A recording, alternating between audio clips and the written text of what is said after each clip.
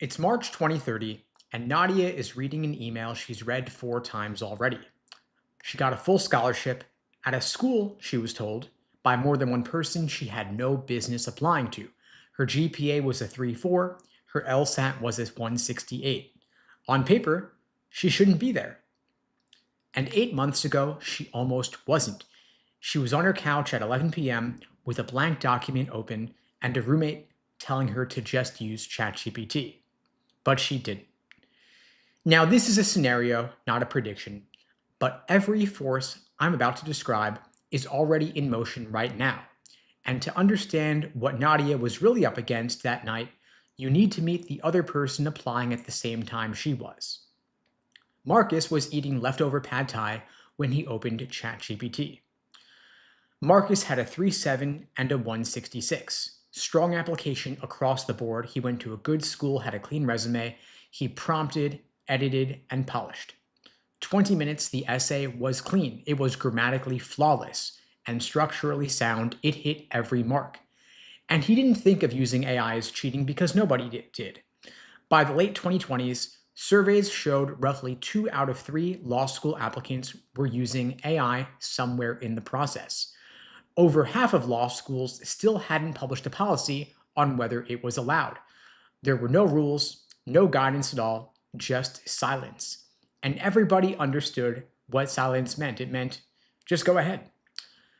What Marcus didn't know, and what almost no applicant knew, was that on the other side of the desk, schools had been quietly building a mirror image of exactly what he was doing, and they were doing it because they were drowning in applications. One of the largest law schools in the country was receiving around 15,000 applications a cycle. Even working 7 days a week throughout the season, that's roughly 500 pages of files a day per reader every single day. At the university level, those numbers were even worse. Some schools were processing 50,000 applications in a season. So faculty and administrators both saw AI as the obvious fix. They would let it do a first read and sort applications into 2 batches. Batch 1 goes on to a human reader. Batch 2 is an auto rejection. It was a simple, efficient process. But as it turned out, it was a deeply unreliable process. A major flagship university had already tried it. They were running applicant essays through an AI scoring system since the late 2010s. Close to $200,000 spent with no disclosure. They didn't mention this other website, and their own student newspaper had to break the story. And when parallel tracks were run, with humans reading the same files that the AI was reading, the results were conclusive. The humans were consistent. They agreed on which applications should advance.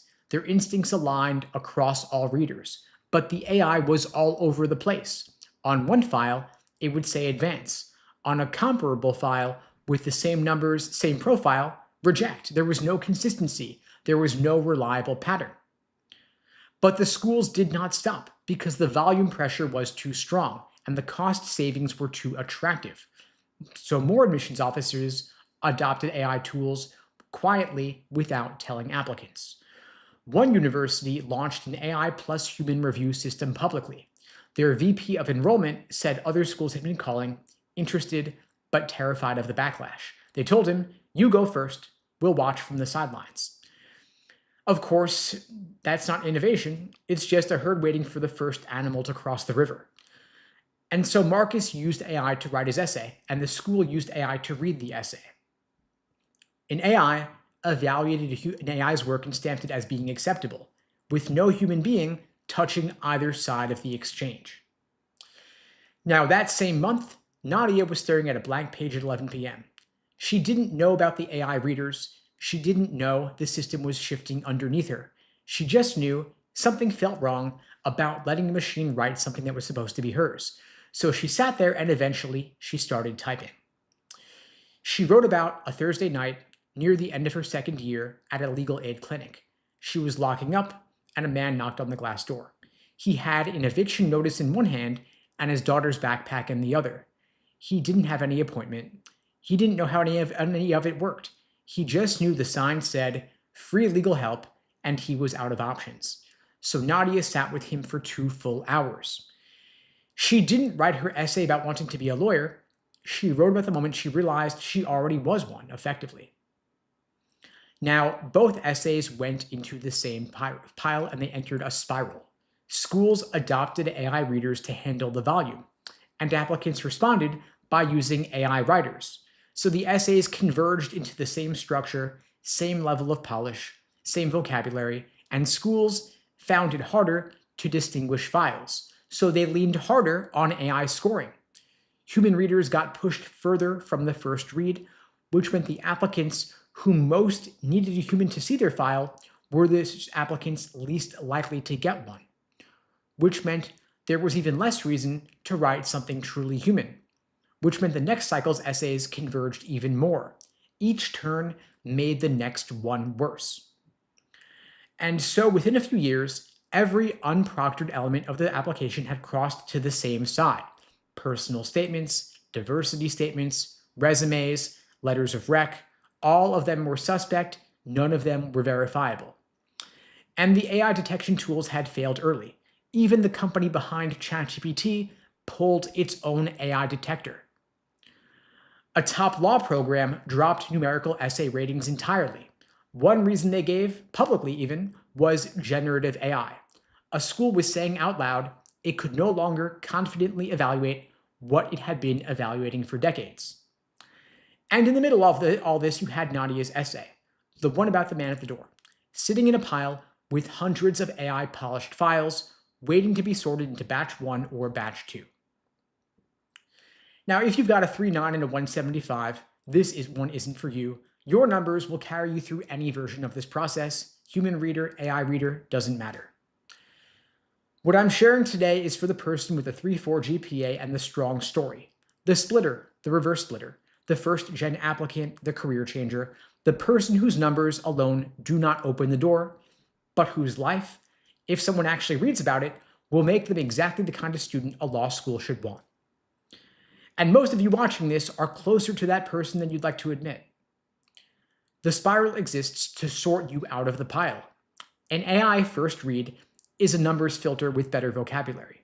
It could process keywords and scan structure, check the grammar, but it's got no nuance. It cannot feel the difference between a moment that changed someone's life and a resume line dressed up in a narrative. A trained human reader, someone who spent years reviewing thousands of files, they will pick up on that difference in 5 seconds. And that instinct is what makes holistic admissions actually work when the school is willing to follow that process.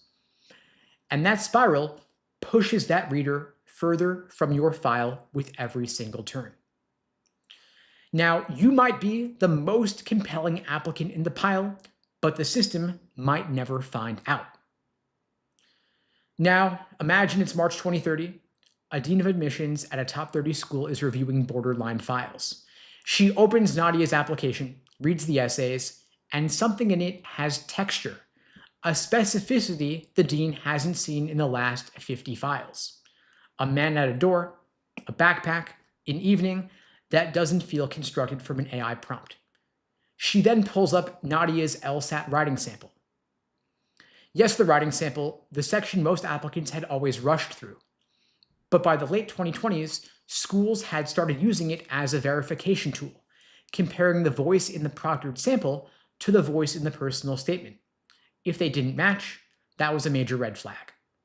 So the dean reads Nadia's sample. It's not polished, not elegant, but the voice is the same rhythm, the way that she front loads her clauses, it matches up. So it's flagged for a full committee review. Then she opens Marcus's file. The essay is excellent, it's clean, it's professional, but then she pulls the writing sample with totally different vocabulary, feels like a different person. By this point, admissions readers had gotten increasingly good at spotting AI written essays. They couldn't necessarily prove it with software, but they could feel it. And when the writing sample didn't match, that feeling got stronger. So she doesn't outright reject him, but the essay doesn't get flagged. Now, one signal in the file had happened under perfectly controlled conditions, at a testing center under timed, proctored conditions with identity verification. Everything else could be gamed, but the LSAT could not be gamed. And in a system where every other signal was circling the drain, the verifiable signal became the most valuable thing in the application. Because everything around the test had changed, but the LSAT itself had not. Now that's 2030, but you're watching this right now. The school that spent $200,000 on secret AI scoring was UNC Chapel Hill. That's a real story. The school that dropped essay ratings because of AI, Duke, also a real story, real school. The school that went from banning AI to requiring it in 2 admission cycles, that's the University of Michigan, also a real story. The insiders who ran parallel tracks, humans versus AI on the same application files, and they found AI was inconsistent and unreliable. That's not a hypothetical, it has already happened at the university level with real applicant files. Half of admissions offices are already using AI somewhere in their process right now. And here's what should make this urgent for you. There are schools planning to experiment with AI-assisted first reads as early as next cycle. Not 2030, not a few years from now, next cycle, possibly your cycle. So this spiral is not a future problem. It started years ago, and most applicants just haven't yet noticed. But you have. And yes, of course, I run an LSAT prep company, so you can draw your own conclusions. But check the sources, check the schools I mentioned. It's all real. Now, Nadia got into 3 of her top 5 schools, got a full ride at one of them. In August, 3 months before she'd write that essay, Nadia was sitting across from someone going through her practice test results section by section. She had been scoring in the low 160s and couldn't break through.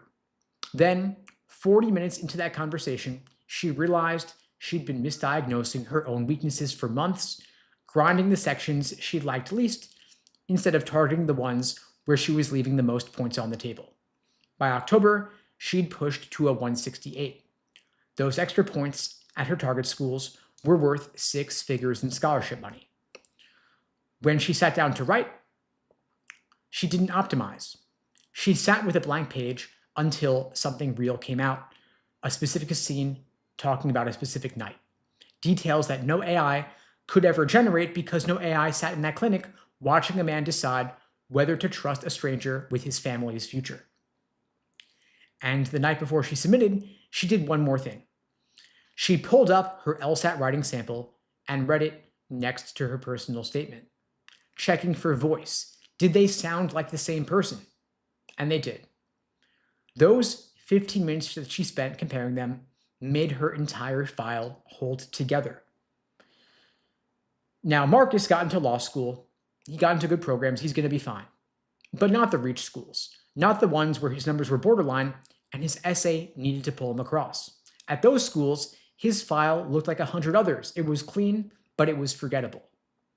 Now, Marcus had the talent, the stats, the work ethic, but the only thing he didn't have was someone who had told him that the game had changed.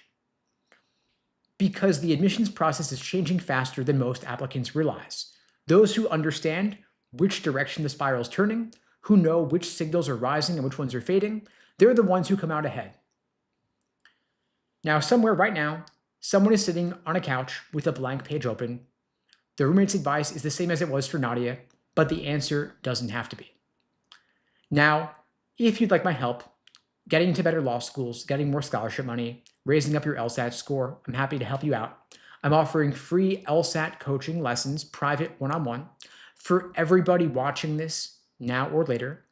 The link to book that free tutoring lesson with me personally is unpluggedprep.com/start. The link is below this video on YouTube, pinned in the chat on YouTube, in my bio on TikTok and Instagram. That is an open offer for anyone watching this now or later. And if you find these lives helpful, I do these every single weekday, same time, same place, 2 p.m. Eastern, 1 Central, 11 Pacific, here on YouTube, TikTok, Instagram. If you find this helpful, please spread the word. The only way this grows is through word of mouth. I don't do any advertising for these lives, and the algorithm doesn't really boost them because they can run ads during them, so I do appreciate your support, sharing this to your socials, your Discords, subreddits, LinkedIn, Facebook groups, group chats. If you know anybody else studying for the LSAT, I do appreciate your spreading the word. I see a ton of questions here in the chat. I'll get to as many of those as I can. Just drop them in there, and I'll cover them as I can. I see Y is asking, I got a 160 on a practice test with no studying for a bet. Is law school something I should pursue? Well, I don't think that you should go to law school just because you won a bet or lost a bet, but a 160 is a pretty good score, especially without studying. If you actually studied, imagine how much better you could do. And for some folks, depending on what your current situation is, if the opportunity cost is not high, if you can get a full ride to law school, if you can get significant scholarship money, maybe you should go ahead for law school. See where the road takes you. If you study a bit and you can get to a 170, maybe you'll be able to get a full ride. But the question really is ultimately, do you want to go to law school? Do you want to be an attorney? Because you're taking up 3 years of your life, potentially spending quite a bit in tuition. There's not making money while you're not working because you're in school instead. So the question really is, do you want to pursue law school? You've probably got the potential for a great LSAT score. The question is, do you want to put in the time? I see Elizabeth is asking, what's the best time to submit applications? Is September too early? No, September is actually the perfect time because that's when law school applications open. So to think about timelines for a minute, you could take the LSAT in June for your first take, August as a backup, and then apply to law school when applications open in September. The benefit of applying in September when applications open is that there's more scholarship money available, and it's also easier to get in. When you apply later in the cycle, there's less scholarship money available, and it's harder to get in. So there's no such thing as too early. If you already have your LSAT score on record, if your application essays are good, hit submit and run with it. I see Grecia's hubby or Grecia's hubby is asking, I'm having a hard time figuring out what to write about in my personal statement. My stats are 3.9 plus GPA, 170 plus LSAT, KJD. Okay, so your stats are great. Great GPA, solid LSAT score. You probably are in the running for a lot of great law schools. When it comes to application essays and personal statement, you can write literally anything, any topic. The question is how you go about it. So the question I would ask you is, what story do you have to tell? What is some unique anecdote or element of your background that you could tell a story about that would be compelling to law school admission officers? That would get them to like you and to make it clear to them why you're pursuing law school.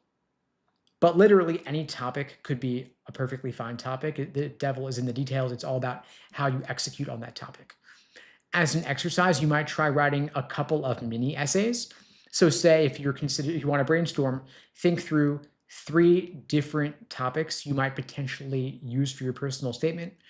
Write a couple hundred words on each one. Just free write, stream of consciousness, and without editing yourself, and then see which one, after you have it down on paper, which one seems most compelling that you could flesh out into a full essay.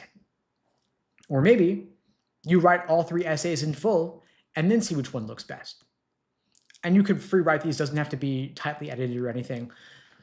A typical personal statement for law school will be roughly 2 pages double-spaced, ballpark 500 words. So for your rough draft, I would recommend writing 1,500 words, meaning 3 times the ultimate length that your final version will be, and then you will relentlessly edit it down the line, but start with 1,500 words so that you can edit it down. I see a comment saying, appreciate what you do. Your videos got me from 150 to 160 to 173 with full tuition and stipend to UF. Amazing. That's an amazing outcome. Congrats. You rocked it. I mean, I can't expect a better result than that. Full tuition plus stipend and a 173 LSAT score. Congratulations. I mean, I'm glad the videos helped, but you put in the work to make it happen. So that's awesome. I'm really happy to hear that. Thanks. I love hearing these stories. Awesome. I see Indajav is asking, I'm majoring in finance right now, but what should I study on my own time to be prepared for the LSAT? Okay, so finance major, not the easiest major, of course, so make sure that you can maintain a good GPA. When it comes to LSAT prep, the best starting point is typically going to be taking a cold diagnostic. You can take one for free on the LSAC Law Hub platform. They have 4 practice tests available for free. The others you get with a Law Hub Advantage subscription. Well worth the investment, of course.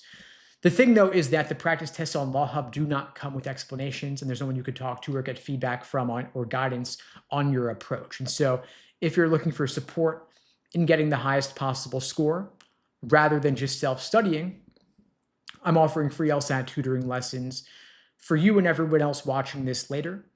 I can give you some personal guidance and feedback on your approach. What we do during these calls is we look at where you're at right now, what your goal score is, what your time frame is, and then we craft an action plan to get you from your current score to your goal over that period of time. If you're taking the LSAT in, say, 3 to 4 weeks for April, we're going to take a more intensive boot camp style approach with live coaching 7 days a week. If you're taking it in June or August or beyond, we could take more of a slow and steady approach, which of course is preferable so that you don't burn out. And whatever the case may be, we'll craft an action plan for you. The link to book that free tutoring with me personally is unpluggedprep.com/start.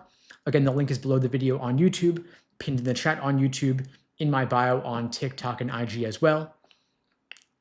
I see Juan is asking, thoughts on logic games going away? So yeah, for those who are not aware, logic games have been off the test for almost 2 years now.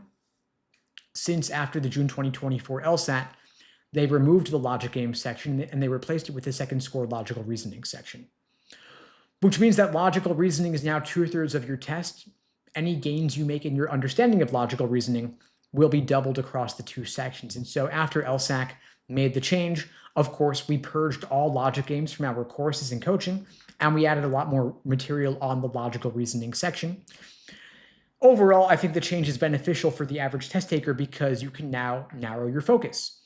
You don't have to learn as many different kinds of questions. You're not devoting time to logic games anymore, hopefully, and instead you're devoting more time to logical reasoning. This also means that you don't want to use old materials because they're out of date. They're covering a version of the test that no longer exists. You don't want to waste your time on that. And so if your prep book mentions logic games, throw it out, give it to your worst enemy. Focus on up-to-date materials reflecting the current LSAT format. And of course, the LSAT is now online on a computer.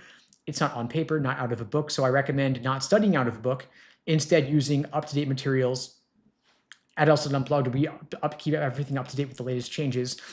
We've got live online classes via Zoom, on-demand video courses, small group coaching, one-on-one coaching, all personalized to you and your weak areas, all up to date for the 2026 LSAT. And so if you want to reach out, we could talk through more what that looks like.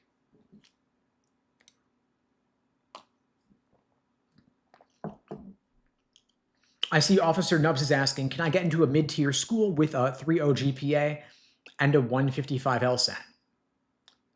I mean, maybe a low-tier school, but I think you'd be selling yourself short because the GPA is pretty low. The LSAT is also fairly low.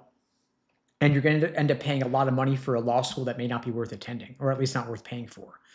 I mean, if you could go to a low-ranked school for free, a full ride or full ride plus stipend, like we had a comment earlier about, like, then maybe in some cases that might be worthwhile. But if you can get a better LSAT score, even 10 points more, you're going to have radically better outcomes. And so I would encourage you not to apply with your current numbers, but instead give the LSAT another go.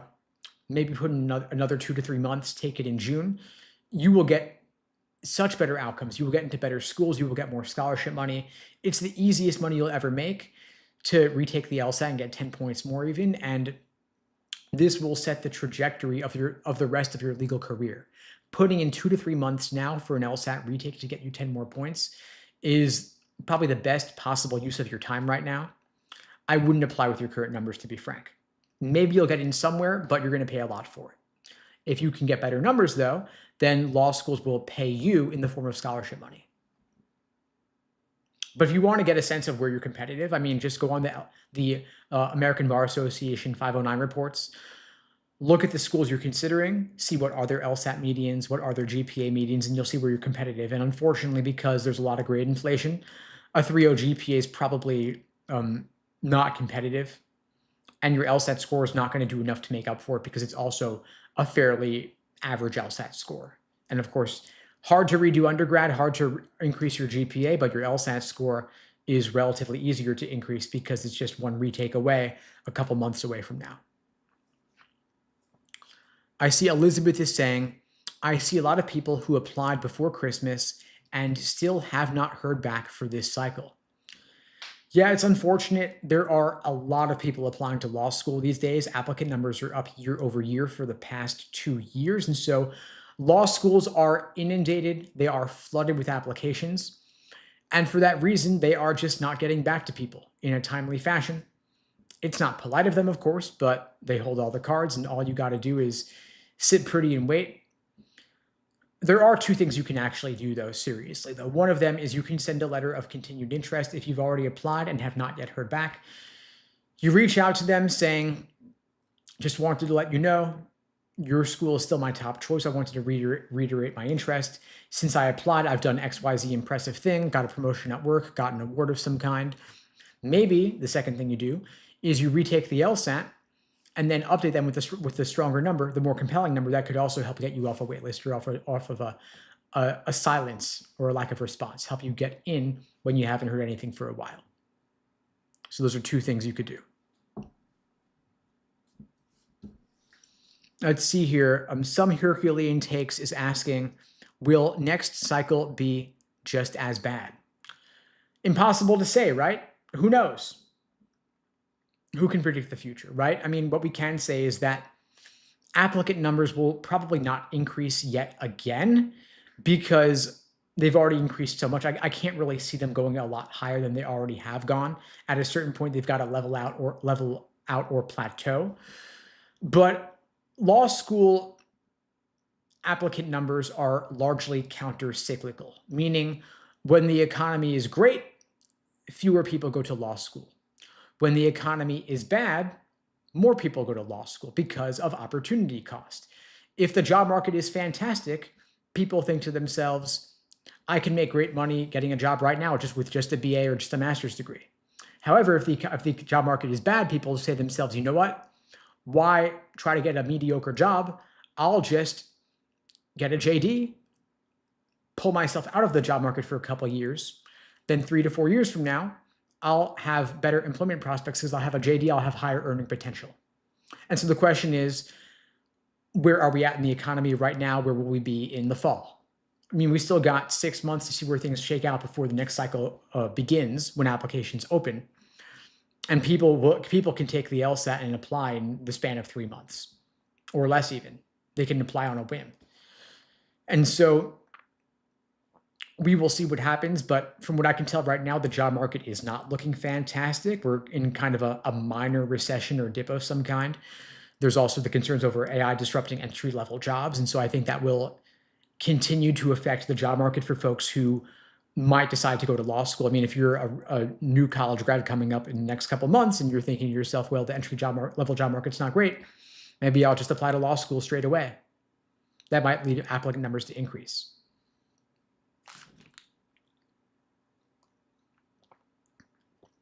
And I see a follow-up here asking, when do you think the demographic cliff will finally begin to affect admissions? So for those who are not aware, the demographic cliff is this phenomenon where ever since the Great Recession of 2008, the birth rate in the US declined. And if you fast forward roughly 18 years from 2008, we end up at 2026 today. And so the people who would have been born but were not born due to the Great Recession when birth rates declined, they are now not going to college because they don't exist. And so colleges will contract due to fewer high school graduates entering the college admissions pool. And then if you fast forward 3 to 4 years from 2026 to 2029, 2030, we're going to have fewer people applying to law school because there are fewer people in that cohort by age. And so, long story short, I suspect the demographic cliff will affect admissions starting 2029, 2030 or so. So it's not affecting law school admissions yet, but it will in a couple of years. But we can look at what's happening, what will happen this fall with colleges, and then project forward to what we can expect to happen with law schools. And of course, that will also affect the other graduate level education like business schools, med school, and so on. I see another question here from Naki asking, I have a 301 GPA, have not taken the LSAT, currently working in energy consulting, Big Four equivalent. I'm interested in energy big law. Is it worth going to anything other than T14? So if you want to go into standard big law in major cities like New York or LA and similar, you probably do want to go to T14, if not T30. But for energy big law specifically, which is a bit more niche, I could imagine that outside the T14 might still be worthwhile. And now, to be clear, I'm not an expert in energy consulting or anything of that nature specifically, but if we're talking about oil and natural gas, for example, then Texas probably features pretty prominently, I'm guessing. And so law schools in Houston and Dallas, for example, might be worth looking into. Correct me if I'm wrong, but I would imagine that's a region that might be relevant here. I would also look at what region do you want to practice in? Where do you want to live post-graduating law school?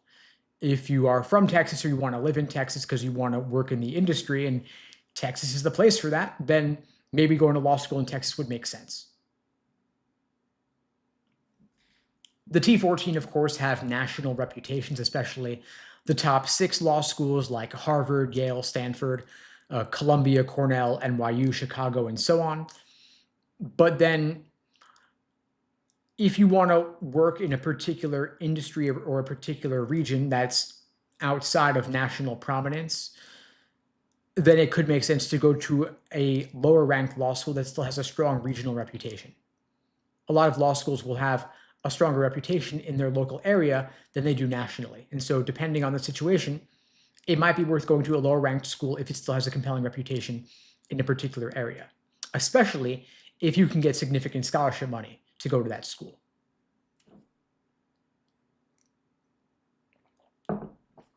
Blueberry's asking, lowest GPA that can still get into law school. I'm not going to give this a specific number here because GPA is only one piece of the puzzle. You've still got to consider, what's your LSAT score? That's a big glaring question mark here that we don't have the answer to. And until we know the answer to that question, we have an incomplete picture of your chances. Then there's also the question, do you only want to get into law school, like get into a law school or any law school, or do you want to get into a relatively good or relatively well-ranked law school? And then the question is, do you want to get into a law school at all, or do you want to get in with scholarship money attached? I'm assuming that you don't want to go to the literally worst ranked law school in the country with no scholarship money, because that law school would have pretty poor employment outcomes, pretty poor bar passage rates, and a pretty terrible reputation that no one's going to respect. Now, of course, if you want to open your own practice, you're going to go work at the family law firm.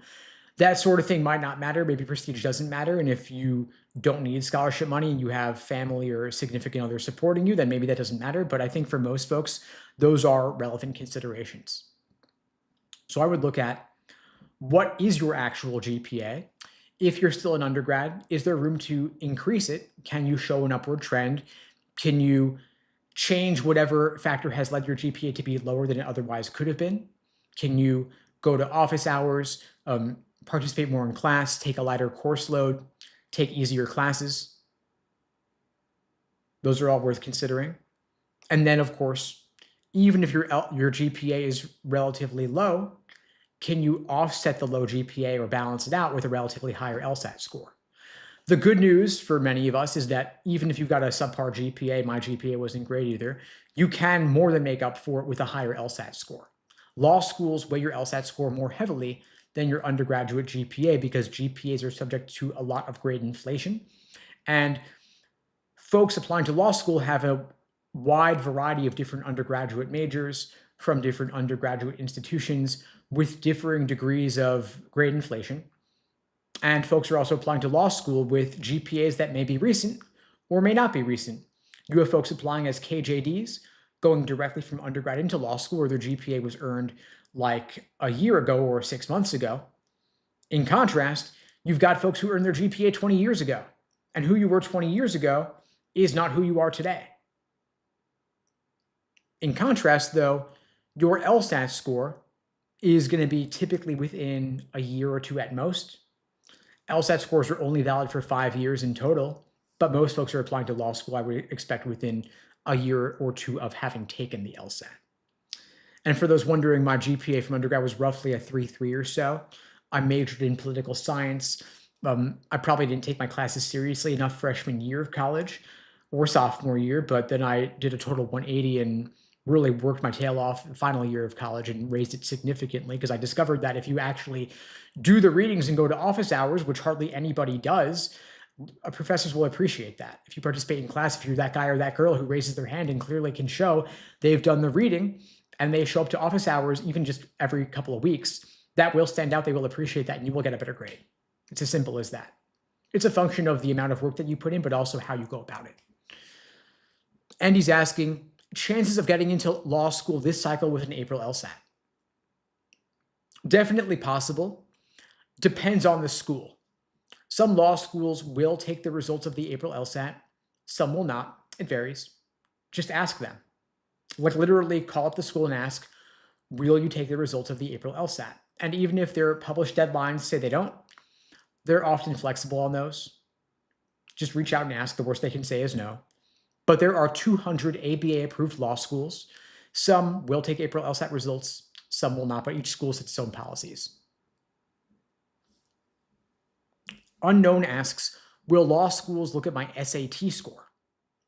No, they won't. They won't. They don't ask about that. Your LSAT is more than sufficient for them. And virtually everyone applying to law school is applying with an LSAT score. Technically, some folks may not have one, but in that case, they're maybe going to look at the GRE or go test optional, but that's very rare. Like out of 42,000 people who got into law or were attending law school last cycle, 41,000 and change took the LSAT, like 500 had taken the GRE. And no one had gotten in based on the SAT score, I don't think. Shreyan's asking, do I think there are people who cheat on the LSAT? Oh, so in case you haven't heard, there are a number of reported cases of cheating on the LSAT, and that is actually why LSAC is discontinuing remote LSAT testing after the June LSAT. There was a whistleblower who came forward who had discovered that there were organized cheating rings on Chinese forums like RedNote, and LSAC has, since that was widely discovered, they decided the best course of action was just to shut down remote testing entirely with very rare exceptions, and they're going back to in-person only starting in August. You'll be taking the LSAT in person at a Prometric testing center, unless you have documented medical accommodations or it would pose an undue hardship for you to commute to an in-person center because you live too remotely for that.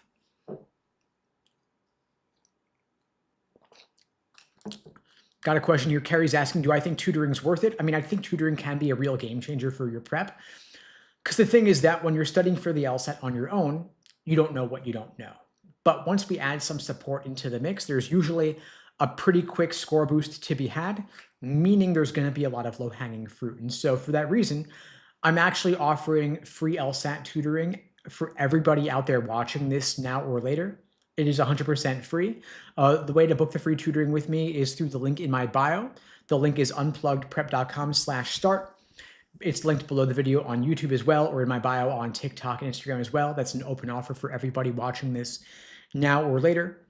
And for those of you just joining, I do these lives every single weekday, same time, same place, 2 p.m. Eastern, 1 Central, 11 Pacific, here on YouTube, TikTok, Instagram, wherever you're watching this. If you find this helpful, please spread the word. The only way this grows is through word of mouth. I don't do any advertising for these lives, and the algorithm doesn't really boost them because they can't run ads during them. So if you could share this to your socials on TikTok, for example, or share it in a group chat or Discord or subreddit, I do appreciate the support. It means the world to me. Not George is asking, in your opinion, do you think the LSAT is a truly good indicator of bar passage rates? So yeah, there actually is a lot of documentation on this. There are published studies on this. So just Google LSAT bar passage correlation and you'll see the data on this. The reason the LSAT is considered a valid and reliable admission test is because it has a strong demonstrated correlation with first-year law school grades as well as bar passage rates. Of course, that's not destiny.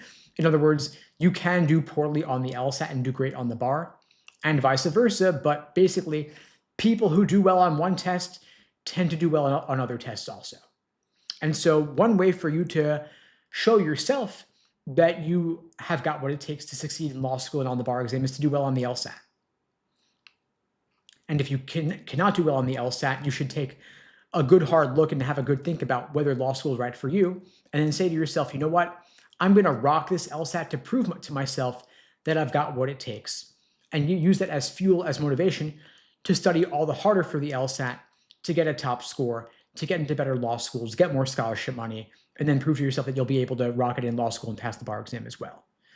And if you're struggling with the LSAT, doesn't mean that you don't have what it takes. It just mean that it just might mean that you're not studying the right way and you want to change your approach and build the study skills now, build the strategies now for your prep that will carry you forward into law school and beyond.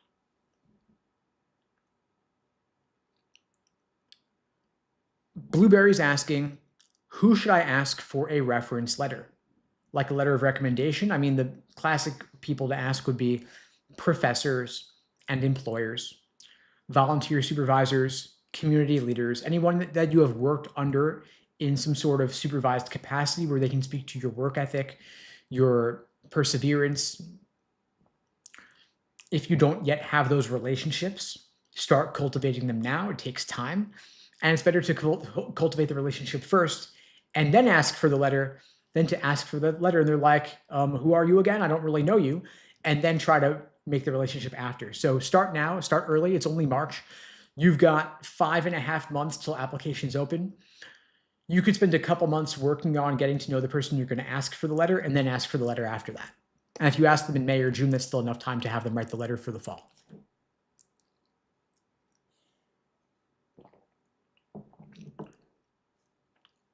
And he's asking, do personal statements and work experience in law pull any weight if you have a low GPA and LSAT? I mean, they're soft factors. They still see it as useful context, but they are a lot less important than the numbers. The thing is that law school admissions is unlike undergrad admissions. In undergrad admissions, extracurriculars carry a lot of weight. They love leadership and being president of this or that club. But in law school admissions, it's more numerically driven, in part because of the US News rankings and because of the American Bar Association acting as an accrediting body. Law schools want to accept people who have a demonstrated capability in the skills that make it likely they will do well on the bar exam, because law schools don't want to lose their accreditation. And so it's more numbers driven, meaning the LSAT is the big factor, number one. GPA is the second biggest factor. Everything else is a distant third. So rather than thinking to yourself, my GPA and LSAT are low, so I'm going to work more on the other stuff, I'd say maybe retake the LSAT to have stronger numbers, because you can't easily redo undergrad, but you can, of course, retake the LSAT. The LSAT is offered 8 times a year. Coming up, we've got April, June, August, September, October, and November. You could take any one of those LSATs and apply to law school, the cycle starting in the fall. Even January and February of next year are not too late, although all else being equal, better to apply earlier than later if possible. If you can apply earlier, there's more scholarship money available, it's easier to get in, and really giving it 3 months till June or 5 months till August should be plenty of time for you to achieve your fullest potential.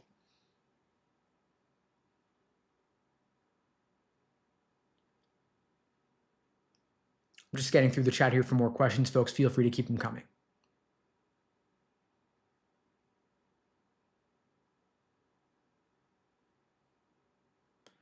Jaden's asking, is a T14 law school needed for real estate law? Probably not. I think the areas where going to a T14 is most important would be either for big law, or if you want to get a clerkship in a federal court or the Supreme Court, something like that. Folks can correct me if I'm wrong, maybe academia. It helps a lot as well. But to work in particular practice areas like tax law or real estate or immigration law, I don't think that you would need a T14 in particular. And in fact, it might be more worthwhile to go to a lower ranked school and get more scholarship money than going to a higher ranked law school with less scholarship money. Same, for example, if I see Uzura was asking about being a prosecutor. I don't think that you would need a T14 for that in particular. And I think that in many, many cases, probably most cases, it's better for your flexibility in your future career to take on less debt and go to a lower ranked law school and get more scholarship money, because a lot of practice areas don't pay amazingly well, like big law does, of course, which is why going to a T14 can be worthwhile, because you will then soon earn enough after law school to easily pay out your loans. But if you're working in a government position, like as a prosecutor, you're typically getting a relatively lower starting salary, and so you don't want to take on all the same debt. And so you avoid taking on the debt by going to a lower ranked law school and getting more scholarship money. Because if you apply to a law school with strong numbers, they will give you scholarship money to help them raise their standing in the US News rankings.